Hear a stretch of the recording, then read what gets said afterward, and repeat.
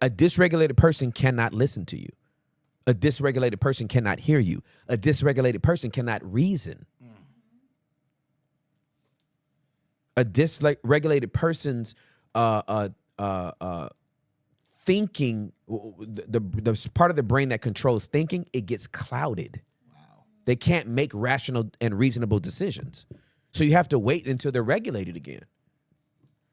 But if you got pride, neither one of you will end the argument. You'll just both continue to spin deeper in your dysregulated state and hope for a regulated outcome. So this is how men, and they get in an argument with their spouse, and they get pissed, right? Men are dysregulated. Here's what men do, because we are the dumber of the two when we get in our emotions and we're dysregulated. We do stupid stuff like, fine, I'm out. Grab keys, like get in the car, like a movie. Pull off, and you 2 miles around the corner, and you like, damn. Immediately. I want to be at the crib. Not only I wanted to be at the crib, I didn't bring nothing with me. I'm starving. But I grabbed the keys. Hella loud. Dysregulation, right? I am not myself. I'm not my good self right now, right? That's número uno. Número dos. Por ejemplo, for my sisters, right? Por mis hermanas. Yes. ¿Sí? Correcto? Correcto. Or huh? Para mis hermanas. Hermanas. Sí. Para mis hermanas. You all will get dysregulated and you will leave in your mind. Your body will still be present, but you leave emotionally before you leave physically. Men leave physically before they leave emotionally. You're dysregulated, but both of y'all are dysregulated. Yeah, a woman will leave a man in today. What is this? This is May. A woman will leave a man in May emotionally and move into her apartment in October. Lord have mercy on my soul. Physically. Because they're y'all are more pragmatic thinkers, and you're like, I gotta get some stuff in order. A dude would have just, I'm out, grab the keys, drive off, and then stayed in the best Western motel, brooding for the night, and it's like, I need to come back in the morning and get my stuff. Oh, it's hilarious. Can you talk about co-regulating in a relationship where one partner is very dependent on the other? This happened in my marriage where we worked through it in therapy, and Rachel would use me to regulate. Yep. But it was really a struggle for her to do it independently. Yep. I'd love your thoughts on that. Well, you answered it in the second half. You can only get it in dependently, like independent of the other person.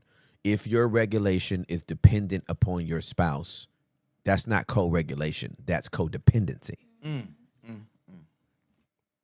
a codependent relationship is always going to devolve into toxicity. Always. There is no codependent relationship that is healthy. Interdependence is what we want to strive for. Interdependent, but not codependent. Yeah. Interdependent. Interdependent. Yes, come on. Let's just get a dictionary.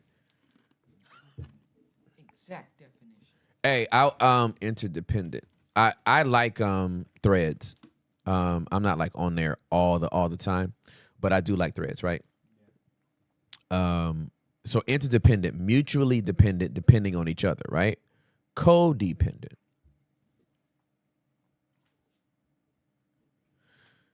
Relating to a relationship in which one person is physically or psychologically addicted as to alcohol or gambling, and the other person is psychologically dependent on the first in an unhealthy way. So interdependent means, hey, we're mutually dependent on each other, right? However, I regulate myself, but I'm depending on you to regulate yourself, Right. Right. We're mutually dependent. You have responsibility, I have responsibility. You wash the dishes, I'll dry the dishes. Right? You put the clothes in the washer, I'll put the clothes in the dryer. Right? You bring the clothes out of the dryer, I'll fold the clothes. I'll fold the clothes, you put them up. It's a mutual dependency. Nobody's robbed from anything. Interdependent. Right?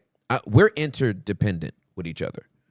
I'm depending on you to produce the show, creative direct the show. I depend on you to do the social media, all that kind of stuff. You to produce, We and depend, then we depend on you to talk.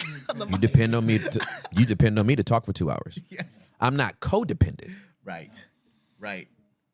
If Hector can't be here, I can't do the show. Right? You couldn't be here. Was it the week before or something? There was some show you couldn't be here. Couldn't be here. Show still ran. Yeah, and Derek did the show, right? Codependency is like, no, I can't do it unless Hector's here. Like, sorry, Derek. Hector, you got to be here. You're the only person I trust to do the show. That would be toxic. That's codependency. Yeah. So I am interdependent with Juliet. I am not codependent. At any point in your marriage, did y'all struggle with that at Never. all? Or I was- always pretty Yeah, independent? no, I was never. No. Juliet has never washed my clothes a day in her life. She's never ironed my clothes. I wash my own clothes. She washes her own clothes. We're mutually dependent with each other. Whenever we call it Team Ross. If there's something that, Team Ross. hey, I can't handle this, I need you to handle it, we'll cover for each other. But like our marriage has worked I've been with this woman for 26 years. We've been married for 25. Yeah. But we have a beautiful interdependent relationship. I'm not codependent on my wife. I don't need my wife to be a certain way for me to be okay. Mm-hmm. My wife can have a really bad day. That don't mean I got to have a bad day too. My spouse can be really down and out, or vice versa. That doesn't mean I have to be down too. Well, we have Derek's about to ask a question, but there's just a comment from somebody in our Discord. Codependency sounds so romantic and sweet, but it's toxic. Yeah, it sound. Yeah, that's because romantic comedies have given us a false narrative. Movies. It's the movies, right? You got to remember how movies are catered to do a certain thing a certain way. So romantic comedies are meant to over feminize men, right? And porn is meant to objectify women, right? And so think about all the romance novels that are it's basically written pornography. Yep. Right? The romance novels appeals to the emotion of the woman, right? But still gets you to this same place, but it's just using a different door. Satan's just using a different door. And he can use it with men as well, because I know a lot of men, quiet as kept, that are into romantic novels. Yeah. You'd be surprised. But with that said, yeah, we would love the thought of like this person's addicted to me.